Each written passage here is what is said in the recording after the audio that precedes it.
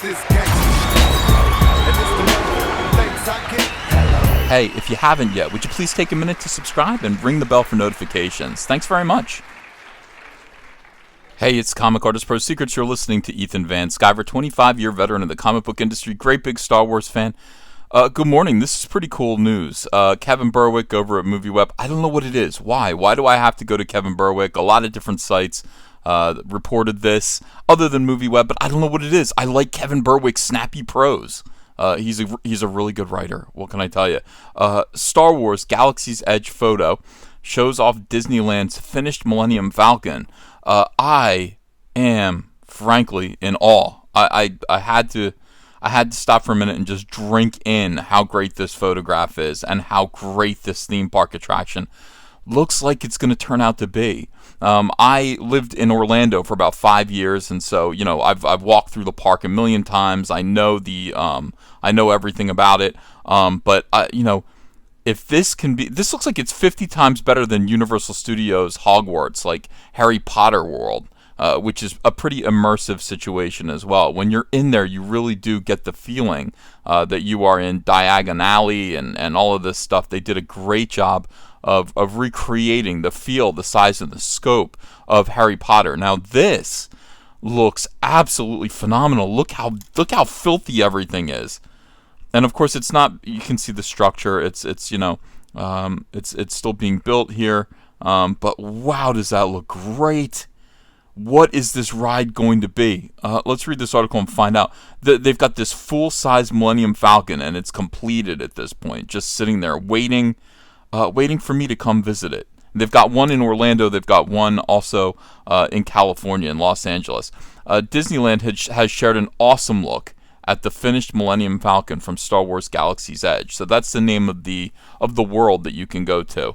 Right now, the Star Wars park, the Star Wars area, at least in Disney World. I don't think I've been to the one in LA, not for decades, but this one, it's kind of lame. I took you guys on a tour of it earlier this year, remember? There's not a lot there. There really isn't. There's an AT-AT that looks pretty good, but other than that, no, not really. All right, this looks like it's going to be a big step up. The new part of the Anaheim and Orlando theme parks will open this summer and fall, respectively.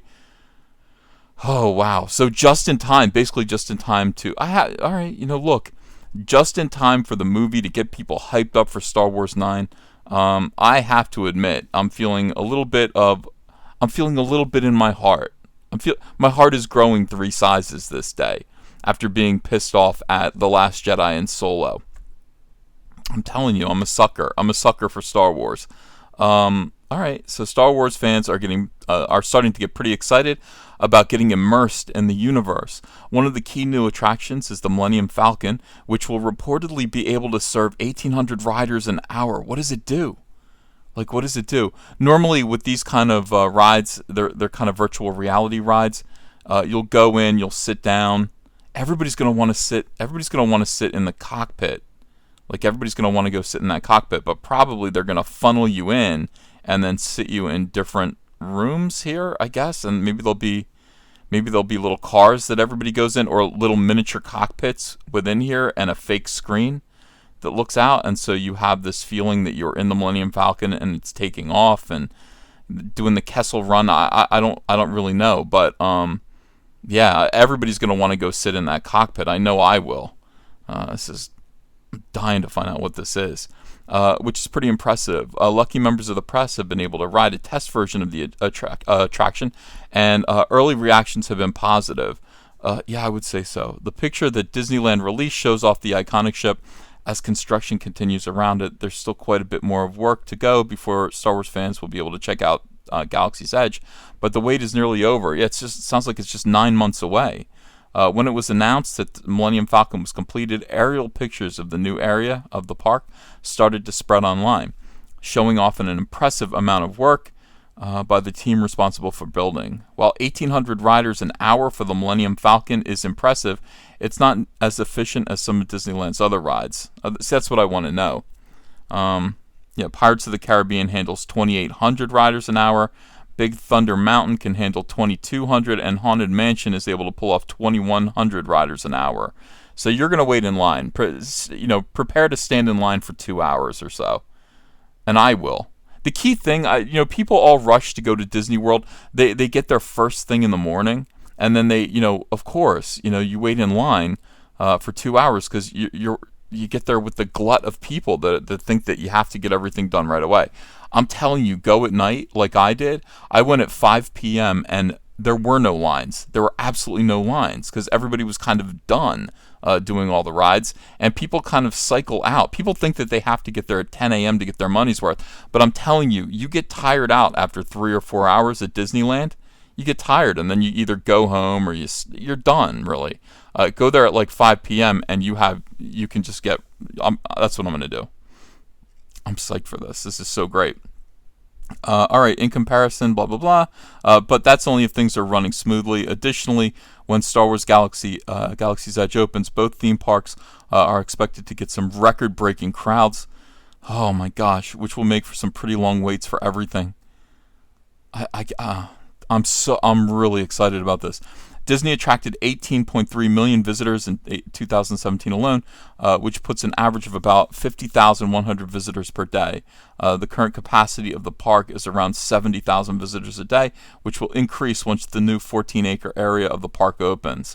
To try to keep crowds down, only Disneyland annual pass holders with the most expensive pass will be able to visit Galaxy's Edge when it first opens, along with daily park visitors. So if you have one of the discount annual passes, you'll have to sit this one out or spend a little extra to get a day pass. I'll do it. I'll probably go down there for you guys and a live stream from Galaxy's Edge. I will absolutely do that. That's part of what this channel means to do.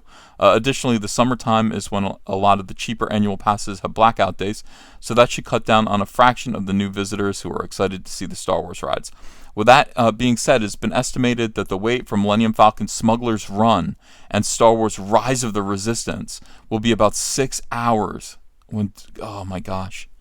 That's a lot of live streaming. So I'm going to have to go to this park. I'm going to have to live stream for 6 hours while I wait in line to get on Smuggler's Run and Rise of the Resistance.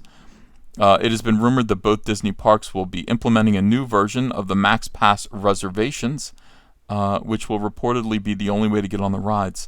The latest Max Pass reservation system is already up and running at Disneyland, and it ties to cell phones for an extra cost per ticket, allowing visitors to go on other rides while they wait. It has not been confirmed of this will be the only way to get on the new rides at the time. We will wait for the Galaxy's Edge to open. You can see a brand new picture of the finished Millennium Falcon below, thanks to the Disneyland Instagram page.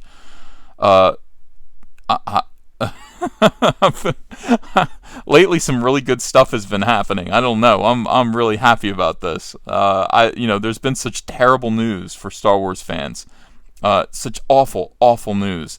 That something like this is reassuring. Is this what it looks like?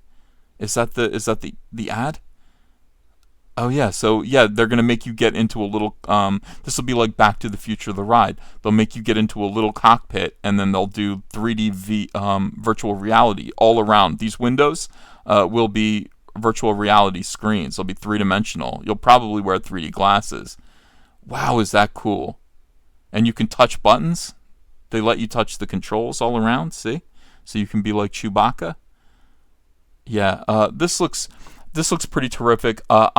Disney, I'm sold. Guys, I promise you, I will go down there. I will buy the pass, and I will broadcast, live from Disneyland, or no, Disney World. I'll go to Florida. I can't really go to California. That's a long haul. But I'll go down to Florida. We will go on this ride together, and I will report back to you about it. There's good stuff happening, everyone. There really is. There is good stuff happening with Star Wars. You just have to know where to look. Hey, want to follow me on Twitter? Okay, cool. I'm at Ethan Van Sciver. Talk to you there. Show your friends you support independent comics while showing the world who you back in the fight against the swarm with the brand new Cyberfrog t-shirt from Crypto Fashion and Comic Artist Pro Secret.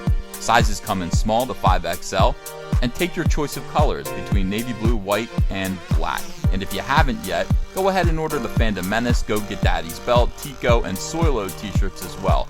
Link is below in the description. You're going to look great. People love these shirts. They fit wonderfully. Thank you very much. If you enjoyed this video and want to become part of this community, subscribe to this channel by clicking the laughing man face logo right on your screen. Ring the bell for notifications as well. You'll never miss a live chat. And stay tuned, another video by Comic Artist Pro Secrets is coming right up.